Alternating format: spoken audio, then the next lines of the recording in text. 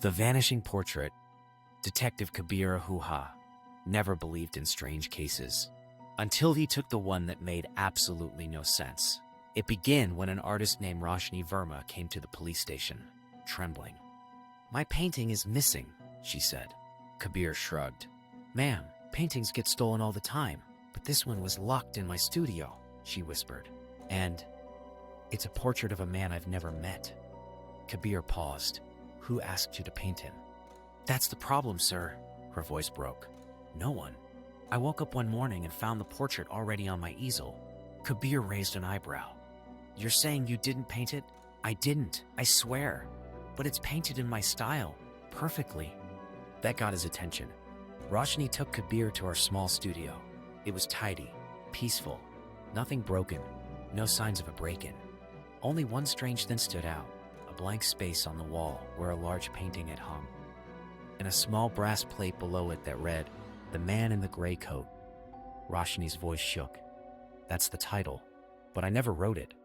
Kabir examined the wall carefully. No scratches, no dust. Whoever took the painting had removed it without leaving a single trace. He looked around the studio. Brushes, canvases, and colors neatly arranged. Then he noticed something odd. A small paintbrush sitting in a jar, still dripping gray paint. "Fresh paint! Did you use this brush today?" Kabir asked. Roshni shook her head. "No. I haven't painted for 2 days." Kabir picked up the brush, and the gray paint suddenly slid down and formed a perfect fingerprint on the wooden table. Roshni gasped. "That wasn't me." Kabir stared at the fingerprint. It was too sharp, too clean. Someone had touched the wet paint recently. He took a photo and ran it through the database. A match popped up instantly. Kabir's heart stopped for a second. Arjun Malhotra, a man who had been declared dead 6 months ago. Kabir whispered, "Why would a dead man's fingerprint be on a fresh brush in your studio?" Roshni swallowed hard. "Detective, I told you that I didn't paint the portrait, but the man in the painting, he looked exactly like that name." Kabir's blood ran cold. He turned to leave, but Roshni grabbed his arm. What if he's still alive?" Kabir didn't answer, because the studio door, which had been closed moments earlier, was now slightly open. A cold breeze slipped in, and on the floor, where no one had been standing, were fresh gray footprints leading out into the hallway.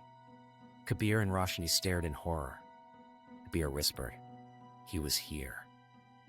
In the distance, they heard the faint sound of a man whistling a slow, eerie tune. Roshni's eyes widened. That's the same tune he was whistling in the painting.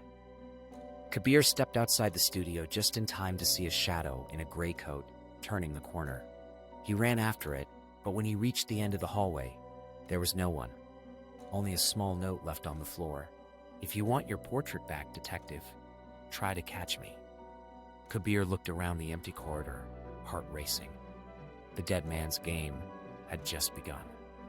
If you like my story, please like, share, and subscribe my channel, and stay tuned for more suspense stories.